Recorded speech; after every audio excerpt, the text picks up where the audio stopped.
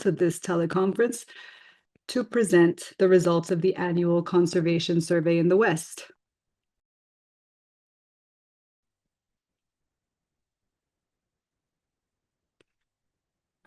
We started again. Hello, everyone. Speaking is Vanessa Munoz, Watersheds and Waterways Program Manager at the Hispanic Access Foundation. Before we begin, for those who need it, we have live English interpretation available. Just click on the interpretation icon to activate it. This session will be recorded and distributed after the event. It is my pleasure to welcome you all to this teleconference to present the results of the annual conservation survey in the West. Today, we will present important data on water, energy, conservation, and public lands with a specific focus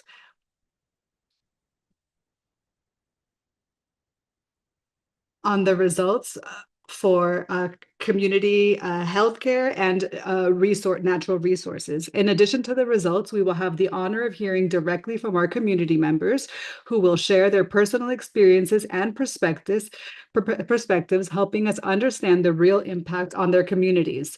There will be time for questions at the end of the session, so please save them for then. Thank you for joining us, and with that, we'll move on to the next topic. Hispanic Access Foundation is an organization with a nonprofit organization. Our mission is to cultivate Latin leaders to strengthen our communities and impulse a prosperous nation. By accompanying community leaders, we generate security, we amplify networks, and the confidence, we augment the confidence to access to systems of power, guaranteeing that the leaders can create politics, narratives, and opportunities for prosperous generations. Latinos form politics, the economy, and narratives of the nation. We guarantee that the prosperity of the nation for generations to come is secure. And now we will welcome Diego, who is the new Director of Conservation. And thank you, Vanessa.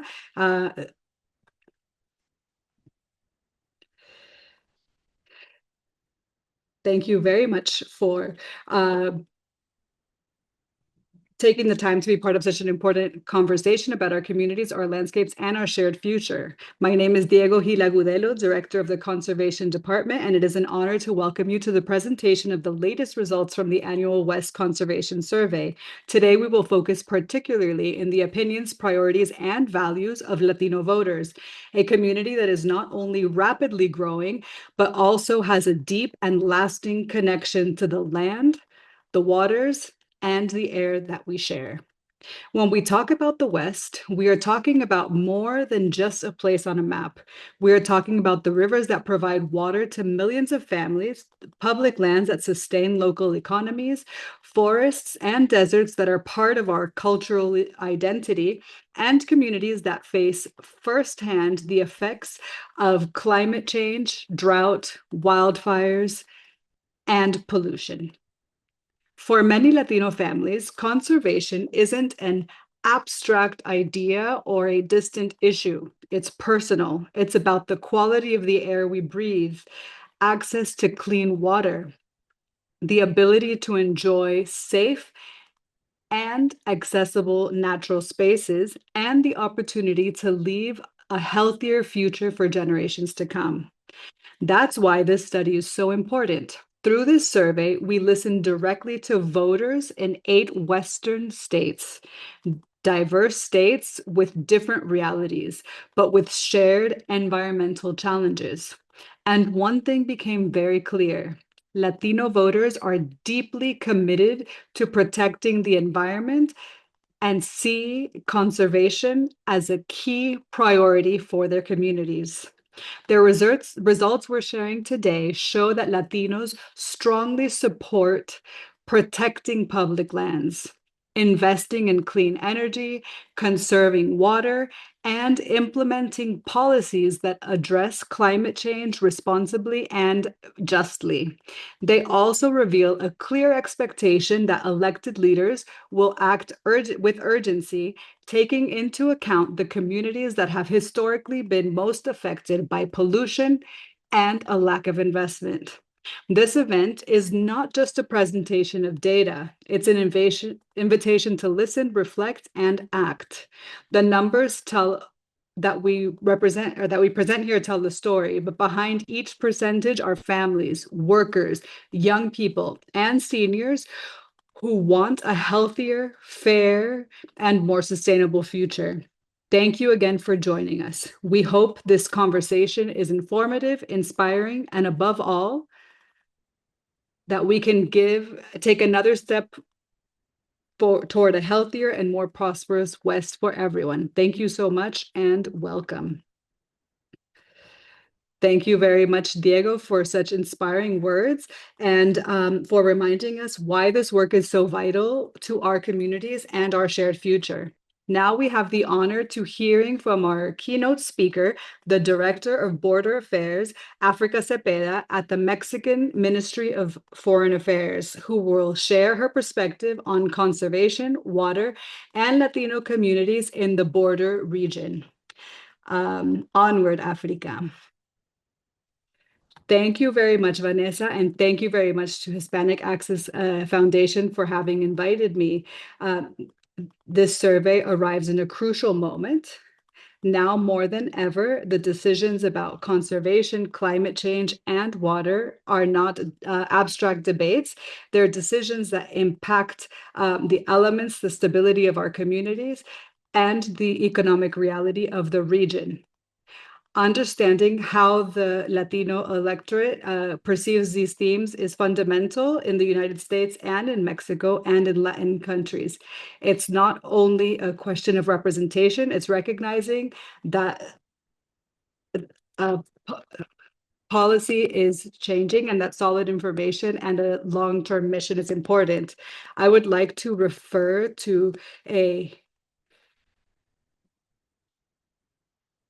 where everything comes together every day.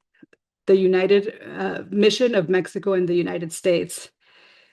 The Colorado River is born in the Rocky Mountains and consists of 7 states before getting to Mexico. The strategic agriculture industry and also maintains ecosystems that are of high value environmentally.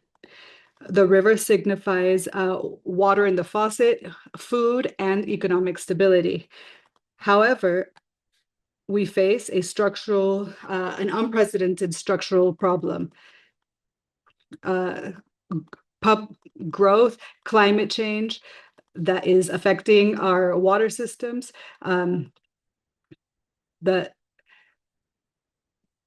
The availability of water is not the same as what was designed as it was when it was designed before. Since 1944, Mexico and the United States have administered water through a water treaty that has existed for more than 8 decades. This water is managed by the International Boundary and Water Commission that exists in Mexico and the United States, and it creates a framework that creates extraordinary events such as droughts that are every day are less extraordinary. This model works because part of this is simple but powerful.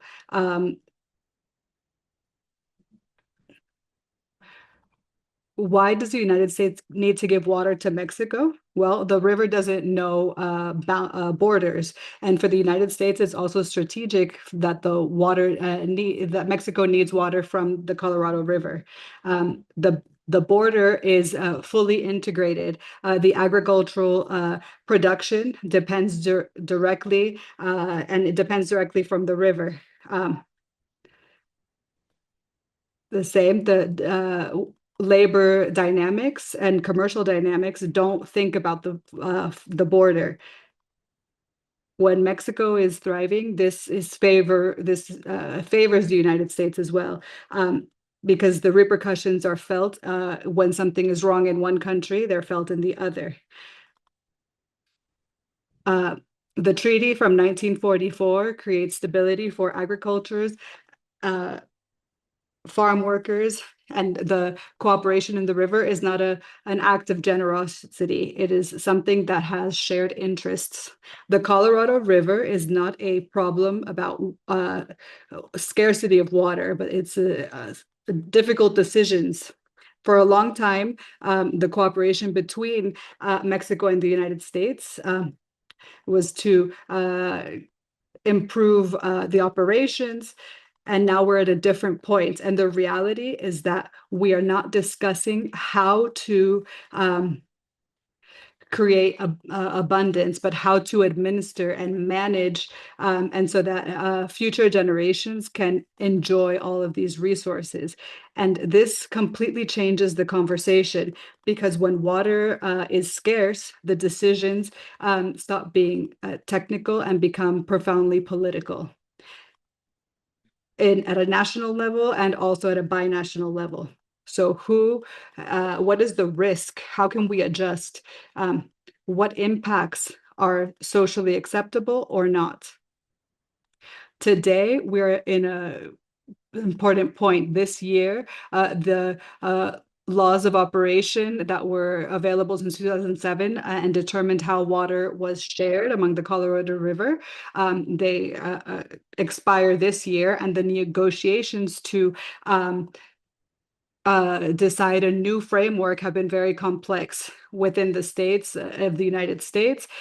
There are technical and political issues, and this complexity amplifies the magnitude of the threat or the challenge. But the scientific basis is the way to move forward, and they have a great impact in knowing what the voters think, and to know what the communities need is very important through this. So once we define the new laws, it's important to know how the sharing of water to Mexico will be managed. And this conversation holds a shared responsibility and a regional vision. For Mexico, the Colorado River is essential for the security of water and food in the country, in the north part of the country. We can invest in infrastructure and take measures to augment the efficiency of use of water.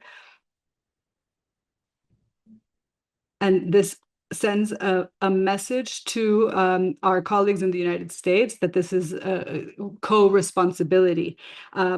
Moving forward, the changes are clear. We have to adapt to a new structure of sharing water, and undoubtedly, we have to do this. We have to accelerate the efficiency for agriculture. The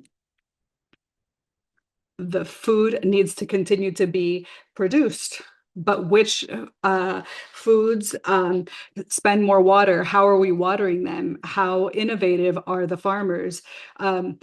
It's also extremely important to think of conservation and to integrate the profession of the systems estate as part of the policy. If we don't have water for the river, then the river does not have a future. But there's also a wider dimension in an international context where the international resources can be a point of conflict. They've demonstrated that it's possible to create a sustainable cooperation based on clear rules, science, and community. And we would like to continue being a model on an international level on how we can share a shared riverbank. It's not only about landscapes, but to create laws to eliminate the possibility of scarcity. Like I said at the beginning, the Colorado River does not think of borders or politics. And we don't want it to become a line of division, but a space of cooperation, collaboration that fortifies the resilience of everybody who shares the river. Thank you very much. Thank you very much, Director Cepeda, for sharing such a profound perspective on the management of the Colorado River and the cooperation between Mexico and the United States. Your words remind us that conservation, water, and the resilience of our communities know no borders, and that the collaboration and shared responsibility are essential for sustained future. I'm sorry for the delay because my internet is a little bit slow, says Vanessa, but now we're going to continue. So today we are accompanied by three panelists who will share their experience and different perspectives on their communities. This teleconference is part of the conservation department that focuses on these four programs. We have public lands and nature, waterways, climate and energetic transition, and oceans and coasts. Through our work, we focus on understanding, educating, and equipping our communities, creating, activating leaders, and entering into action through our initiatives like Latino Conservation Week. Now we're going to go a little bit deeper into the details of the data from this survey. This survey happened between the 2nd and the 18th of January. There were 3,419 registered voters, and the states that were sampled were Arizona, Colorado, Idaho, Montana, Nevada, New Mexico, Utah, and Wyoming. We're going to go to the first theme that are worries about the water in the West. And now I give the mic to Gabriel Aragon, who is with us from Colorado and is member of Por la Creación, which is a faith-based organization. Go ahead, Gabriel. Thank you very much. My name is Gabriela Aragon. I became the youngest person ever elected in Colorado history, starting with my service at 18 years old. It was both impactful and deeply meaningful to serve as the youngest elected official representing Colorado's oldest town, St. Louis. It was the honor of my life because protecting God's people, our land, our culture, and our water is ingrained in us. We were taught to be stewards of what God has given us. And today I am a member of Por la Creación. God gives each of us a talent or a calling. Some have gifts for math, others for art, others for working with people, with technology, or with resources. Whatever gift you have, it can be used to promote the common good and seek the good of others. I fully understood this after converting to Catholicism in 2020 and reading Pope Francis's encyclical Laudato Si as I became a Laudato Si advocate. It truly transformed my thinking. This reverence for all that God created is also passed down through our native heritage. I am a part owner of the acequias and have grown peas. Acequias are irrigation systems, water conduits adopted by the Moors and brought to the United States by the Spanish. In San Luis, many acequias hold some of the oldest and most senior water rights, along with those reserved for wildlife. In Colorado, water rights are governed by the doctrine of first in time, first in right. These systems reflect Catholic and Franciscan influence rooted in the teachings of Genesis, where God made us stewards of his creation and gave us everything with a purpose, such as animal companions, food, water, and materials to build shelter. Although God gave us dominion over the earth, the birds of the air, and the fish of the sea, dominion does not mean domination. It does not give us permission to abuse God's creation because it is part of God's love. In Jesus's mission, water is capable of being removed from, and we accept the invitation. If somebody has, is somebody's thirsty, come and drink from me. Drinking from Jesus means personally being in prayer and listening to his words and finding meaning in life. Water doesn't only come out of the tap. It is important to understand hydrology. In Colorado, much of our water begins as snow that forms the snowpack in the peak of the mountains. Our, our watersheds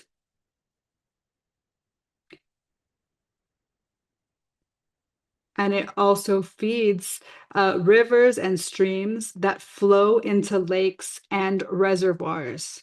From there, it's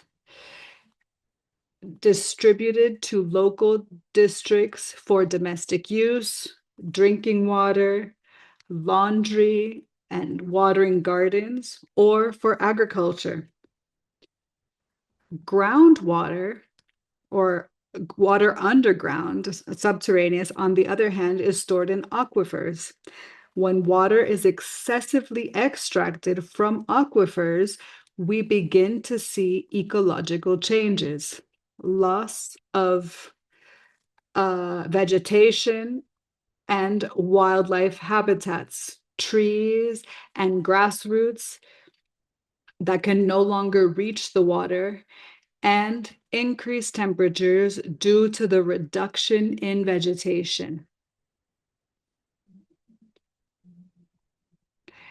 And the concentrations of minerals and metals in the water also increase. The Colorado River is the lifeline for more than 40 million people and 5 million acres of farmland. In 1922, the Colorado River Compact divided the water between the upper basin states, Colorado, Wyoming, Utah, and New Mexico, and the lower basin states, California, Arizona, and Nevada. However, the contract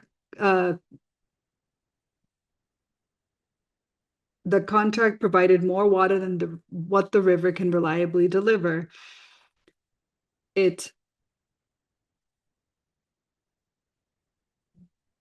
overestimated river flows and failed to adequately address tribal waters rights, allocations to Mexico, or losses due to evaporation. Today, this outdated agreement needs to be revised with modern data and considers environmental changes, population growth, and development. This crisis has been called the water Armageddon. In Colorado, we have experienced more than 35 consecutive days with temperatures above 15 degrees Celsius in winter, with very little snow. We face a significantly low deficit on top of a chronic 26-year drought. We can no longer postpone decisions there is no more room for maneuver. Water is a precious resource. Without water, there is no life. Access to safe drinking water is a basic and universal human right, essential for survival and human dignity, as is said in Laudato Si 30. With too much frequency, we adopt an anthropocentric vision that places us above nature. This creates a technocratic paradigm that affects the technical control, gives us, while not considering ethical and environmental issues. It treats nature like material, like something material, and assumes that the resources are infinite. The economic costs are significant. Agriculture, tourism, and recreation depend on reliable water and snow. For example, the ski industry in Colorado is already feeling the pressure. Without snow, there is no skiing, and for many, no work either. This exacerbates an already high cost of living. However, each of us has a role to play.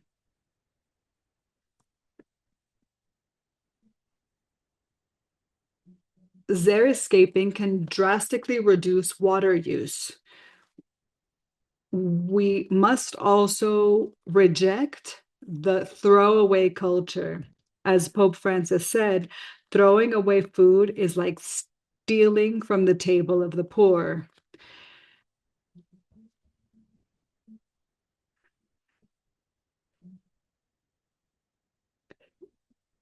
We are approaching a critical stage.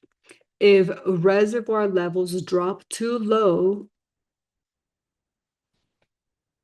hydroelectric power generation and downstream water supplies could be severely affected. This would be unprecedented and catastrophic. The reality is that we can't only take what nature gives us. Perhaps this is a moment of reflection, a call to be more responsible and less wasteful. I cannot fully express how serious the situation is, but we must act. First, we must change our hearts. We must seek the good of our neighbors and care for our common home.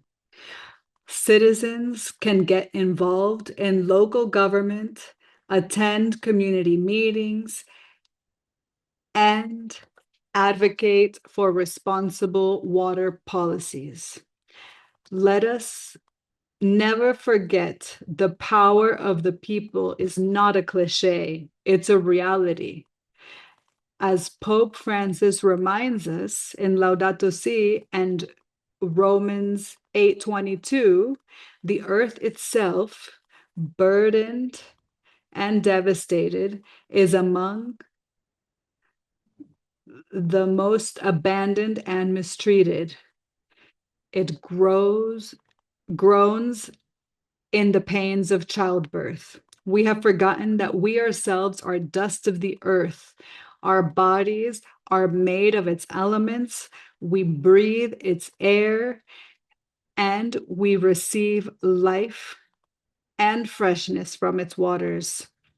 May we move forward with renewed hearts, seeking the good of our neighbors and caring for our common home through responsible and loving stewardship. Blessings to all. Thank you very much, Gabrielle, for your words and for sharing such a passionate perspective and profound perspective over the importance of water. With this vision in mind, let's continue to explore the results, the specific results for Latinos. When it comes to inadequate water supplies, 65% of Latinos think that this is extreme or very serious. When it comes to rollbacks of laws that protect our lands, water, and wildlife, 64% of Latinos think that this is extreme or very serious. The question was, as you may know, the states which rely on the Colorado River and the rivers that flow into it for water supplies are negotiating a new agreement on how best to manage water supplies from the river. Do you think your state should support or oppose an agreement that would require all states in the region to reduce their water usage to preserve the health of the Colorado River? 80% of Latinos is in total support. 16% is totally opposed. The question was, indicate whether it possesses a potential threat to water quality and supply. Aging water infrastructure, such as pipes and pumps. 92% of Latinos think that this creates a total threat, and 7% does not think that it creates a threat. The next question, removing Clean Water Act protections from smaller streams and seasonal wetlands. 69% of Latinos think that it has a negative impact, where 29% thinks that it has a positive impact. Now we're going to go to our next theme, which is what Latinos want for their public lands. So now we are going to give the microphone to Diana Aro, who is from the Southern Utah Wilderness Alliance. Thank you, Vanessa, for this opportunity. I'm glad to be able to talk a little bit about this topic with you all. I want to start by explaining the term public lands. This refers to areas that have been set aside as a heritage for all of us who live in this country, regardless of our legal status. Whether we were born here or in Mexico, as is my case, whether we have papers or not, we all have the right to access, learn about, and enjoy public lands. But this right also comes with responsibilities, which I will discuss later. Public lands also support local economies by boosting tourism, recreation, and outdoor business opportunities. There are several main types of public lands, each managed with different levels of protection and purposes. At the federal level, these include national parks, national forests, and national conservation areas, among others. Lands managed by the Bureau of Land Management, or BML, are typically multi-use, meaning they must balance recreation, livestock grazing, energy development, and conservation. These areas predominate in the west of the country, and it is where most of the national monuments are located, which are given certain additional protections. The most protected federal public lands are wilderness areas. These are scattered among forests, parks, and national monuments. These areas are granted the highest level of protection against energy development and destructive recreation, and in favor of conservation and respect for their natural systems. With this point, it's important to recognize that for indigenous communities and tribes, these public lands are the direct result of colonization and the theft of ancestral lands and sacred sites, which are deeply connected to their culture, history, and identity. In recent years, indigenous nations, tribes, and communities have taken a central role in protecting culturally significant areas, establishing Bears Ears National Monument in Utah, Avikwame in Nevada, and Bajnavaho Itakukveni and ancestral footprints of the Grand Canyon National Monument in Arizona. Most public lands are a natural state without industrial development. This allows them to act as purifying sponges for the air we breathe and the water we drink. Furthermore, they are home to thousands of other wildlife species, large and small. These natural areas also have a positive effect on us, on our bodies and minds. I'm sure many of us have breathed more deeply and felt the weight on our shoulders lift, at least for a few moments, while in the forest or desert, or simply while tending to our plants and gardens. And that's because we all benefit from connecting with nature. Unfortunately, public lands are at risk today. This presidential administration, along with many members of Congress, views the management of these areas through a purely monetary lens. Recently, Congress has undone management plans for several areas, and they will soon attempt to undo the management plan for national monuments, starting with Grand Staircase Escalante National Monument. These management plans are user rules, a clear guide to what can and cannot be done in these areas. Developing these plans is a lengthy, detailed process that requires public input. Their purpose is to prevent damage caused by unregulated off-road vehicle use, protect clean water, and make sure that they remain accessible and healthy for future generations. But without these plans, chaos, disorder, and destruction would ensue. So here's where we can be responsible. This is where we can exercise our responsibility, as each of us can play an important role in protecting public lands. There are ways to participate for every level of knowledge and availability. And the most powerful tool for protecting these shared landscapes is public participation. And if you don't know where to start, there are numerous groups like Southern Utah Wilderness Alliance, where I work, and Hispanic Access Alliance, and even Facebook groups that organize volunteer and recreational activities at a local level. It's also essential to use our voting power. Those of us who can vote must elect political leaders who prioritize the health of environment and public lands. But voting isn't the only way. It's also about staying informed and participating in the public processes of the agencies that manage these lands. It's important to note that no legal documentation is required to participate in these processes. A large part of my work is to guide and encourage public participation and to be the bridge between our community and this governmental process. But at the end of the day, the most basic, essential public participation and the first step in protecting these lands is to go and get to know them, to take space and share it with others, to be part of the group of users by creating memories and family traditions within them. Our people have worked, suffered, and fought for our right to be in this country. Enjoying public lands is another way of affirming we are here.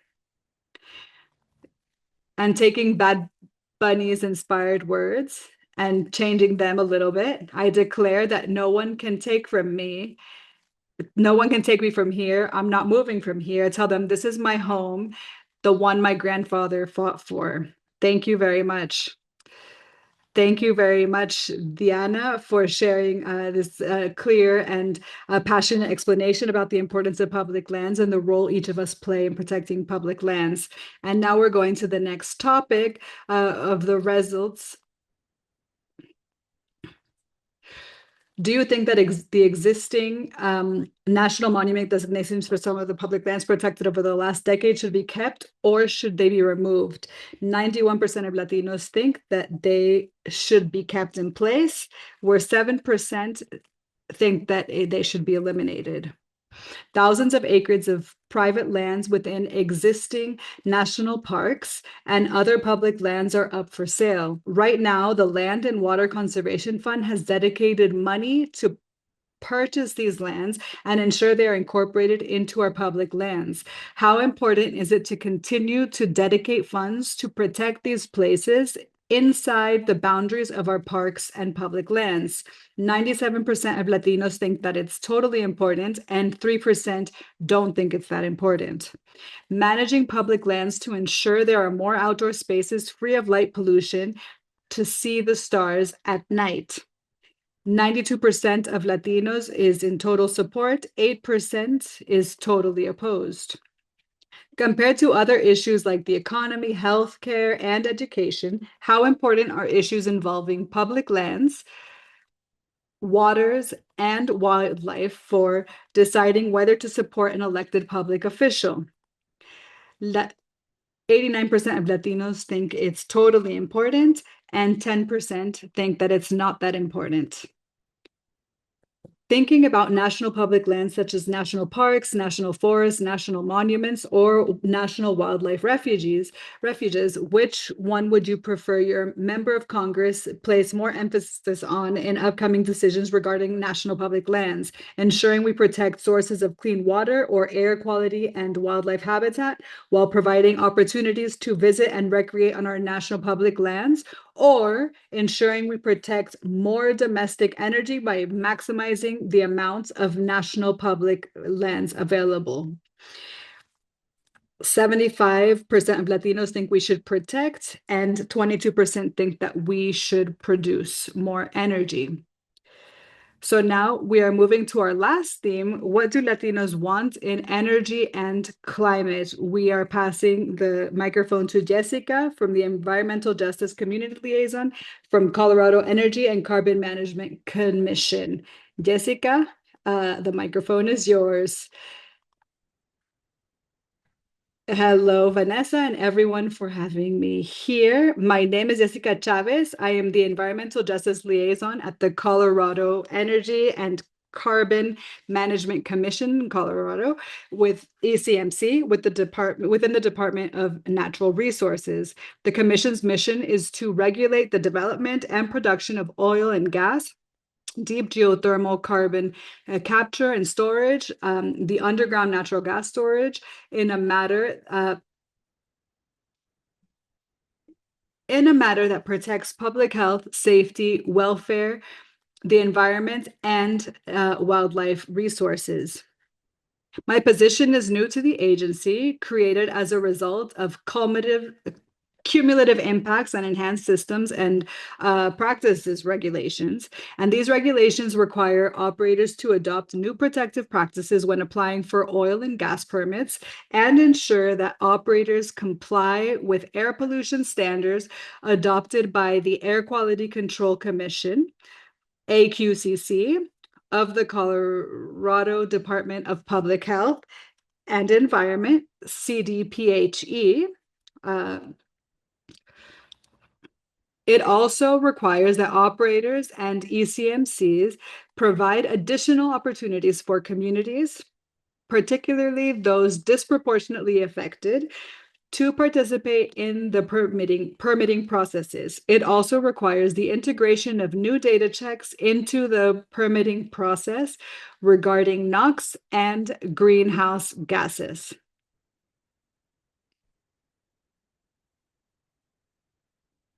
And who am I and why does this work matter to me? I am the daughter of Mexican parents. When they moved to the United States, they started their family in a Denver community called Montbello. It was the perfect opportunity for my parents to pursue what they considered the American dream that they sold to them, but that dream wasn't all sunshine and roses. During those years, Denver had implemented discriminatory practices known as redlining, which caused segregation and economic divisions. Without clear disclosure, family homes were built next to the weapons and chemical warfare arsenal, which opened during World War II and didn't close until 1992.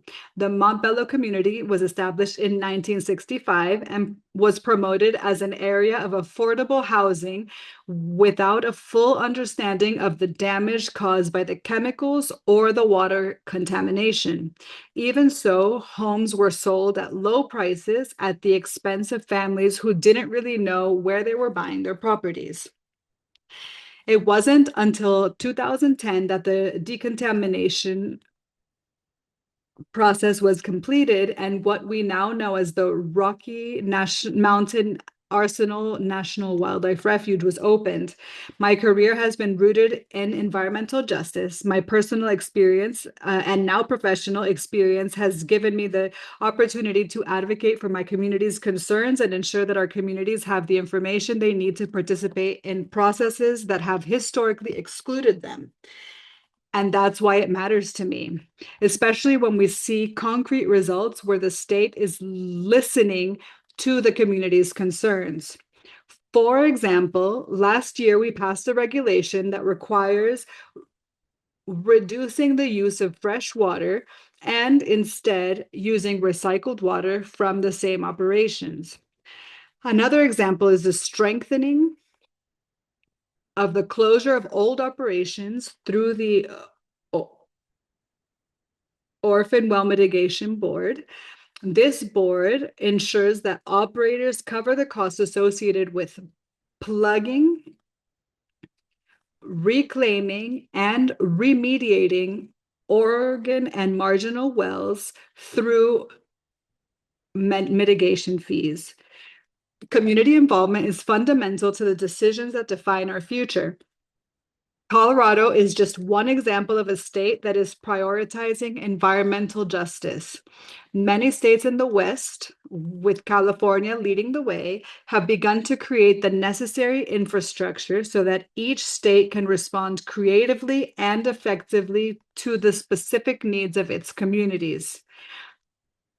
That's everything for today. Thank you so much for your time. And if you have any questions, I hope that I can answer them. Thank you very much.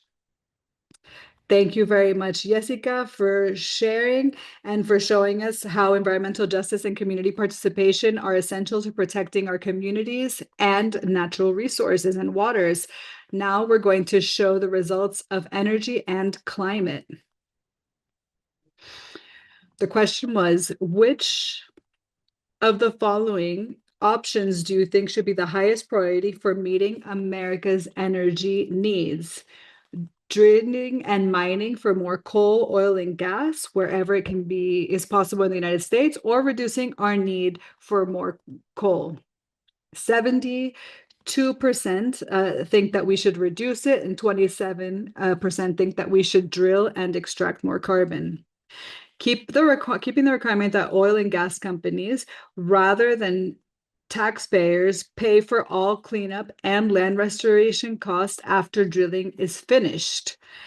80% of Latinos are in total support, whereas 20% are in total opposition. Removing the requirement that oil and gas companies use updated equipment and technology to prevent leaks of methane gas and other pollution in the air. 53% of Latinos thinks that it has a total negative impact, whereas 46% thinks it would have a positive impact. Which two of the following sources of energy would you want to encourage the use of? 45% of Latino thinks that we should foment solar power, 15% nuclear power, 12% energy efficiency efforts, 12% natural gas, 9% wind power, and in oil and coal, it was less than 5%. The question is, please indicate whether you think it possesses a major threat or not a threat at all to the threat of your state's water quality and supply. These are data centers. 80% thinks it has a total threat, and 13% do not think it poses a threat. So what exactly does this survey tell us? In conservation of water, approximately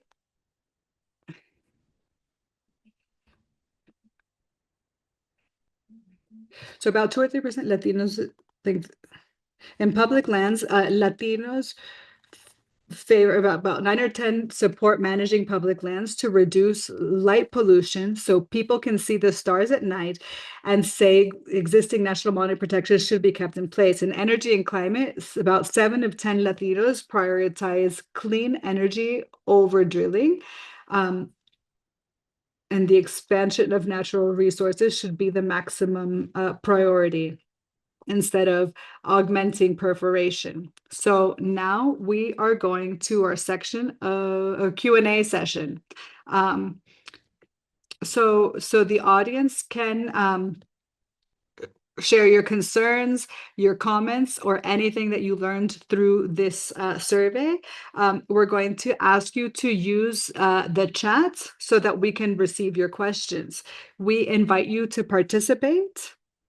And if you have any questions, now's the time.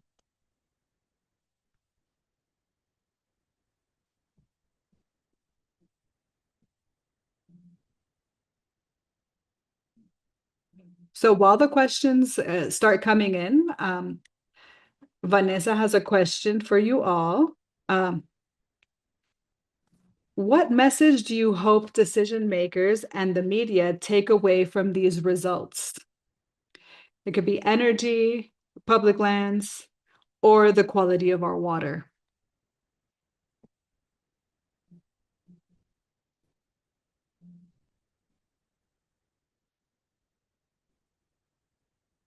So Diego's going to chime in.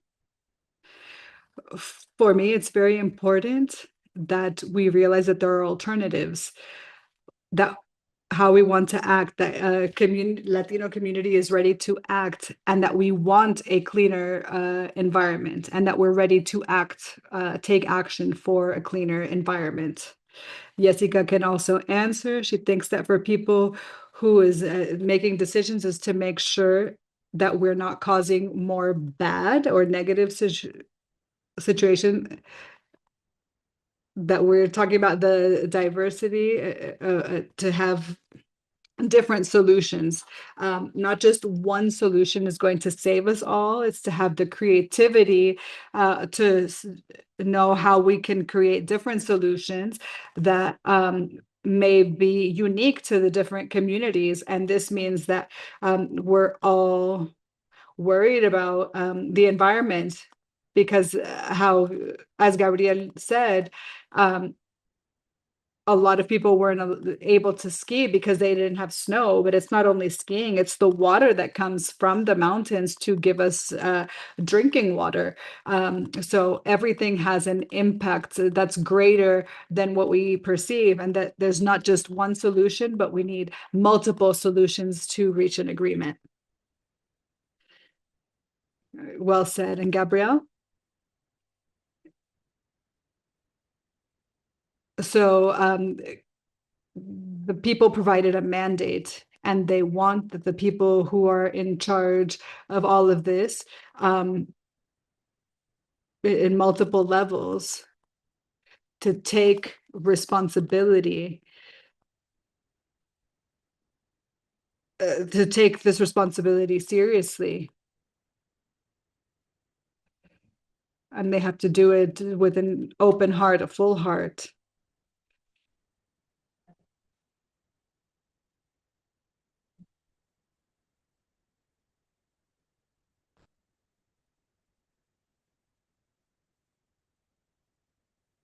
And they can't be wishy-washy about it. They have to be serious.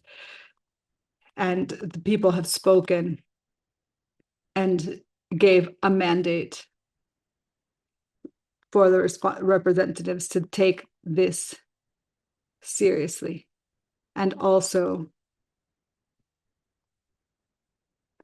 in the data,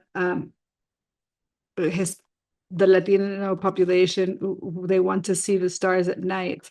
And in my country, in the San Luis Valley, we are the largest dark sky preserve in the world.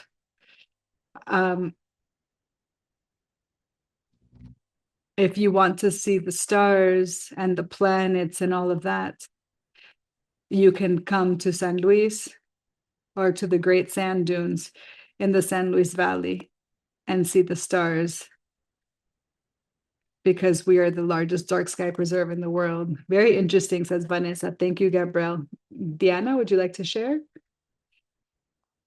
Well, just that the results also show that it's a support not only among Latinos, but also among the entire population. So when leaders act in contradiction to this, they're doing this clearly without listening to the wishes of their people, the people that elected them. So for me, it's like it doesn't fit. Um, I feel like it's a problem that shouldn't be a problem. We are all in agreement with this, right? So they try to take time or attention attacking public lands, the environment, when they could be using their energies and their focus to improve other aspects of our lives. Exactly. And this comes the question, someone said, how can we place conservation as a priority on top of other things such as gas costs, living costs, and when it comes to making decisions to vote. And it's true, there are many other priorities, but there's also something that unites us all, which is the land. And that we are here together and we need to protect these natural resources because without them, we aren't anything.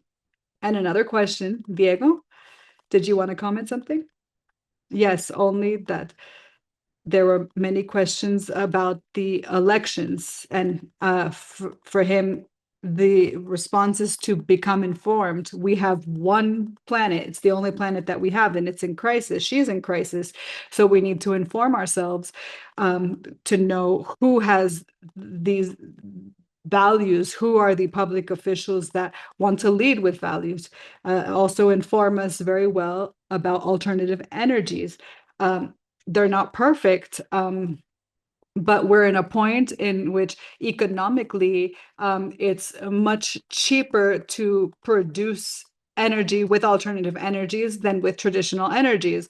So it's really to inform ourselves and to support these changes from the root. Exactly. And there was a question in the chat that's very interesting, that these findings show strong environmental values among Latino communities. Yet we've also seen growing support for candidates whose platforms often conflict with environmental protections.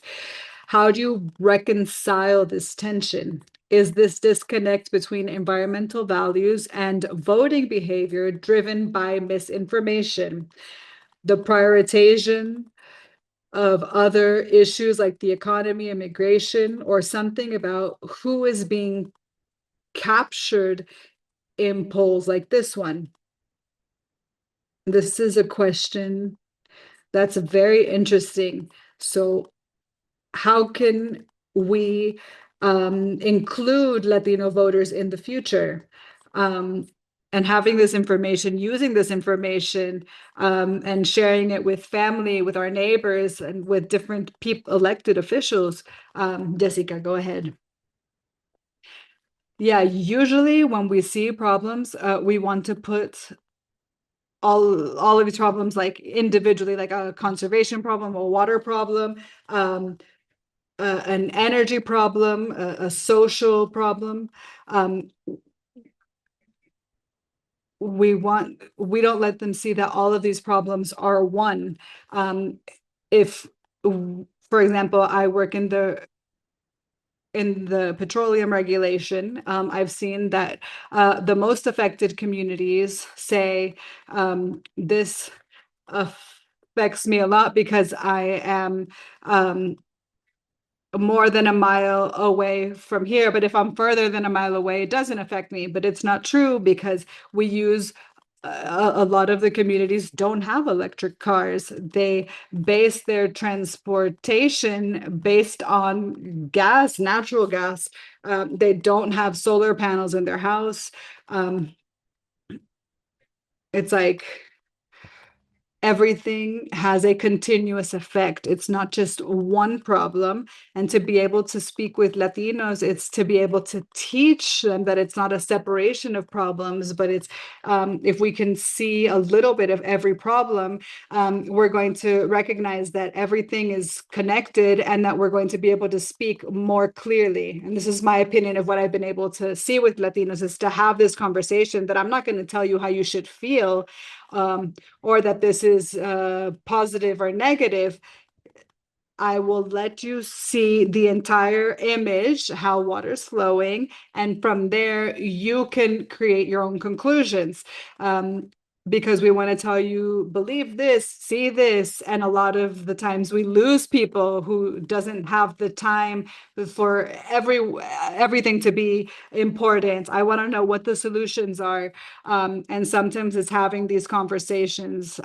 So I don't know if I made more noise trying to explain everything, but it's seeing that it's not just,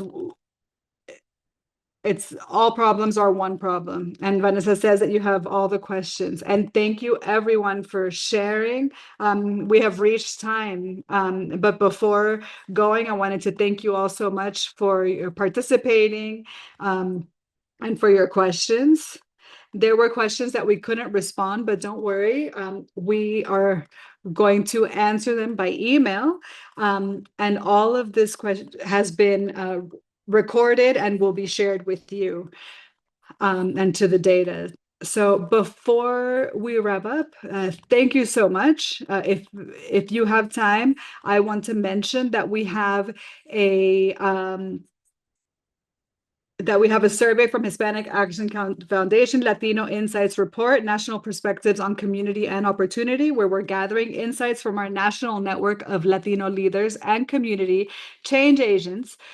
So please use the QR code on the screen to fill out this survey and to help us shaping the future for Latinos. And thank you so much for being with us here today. We are very thankful to all of the panelists, to the translator, me. Thank you very much for being here, and have a wonderful day. Thank you, everybody.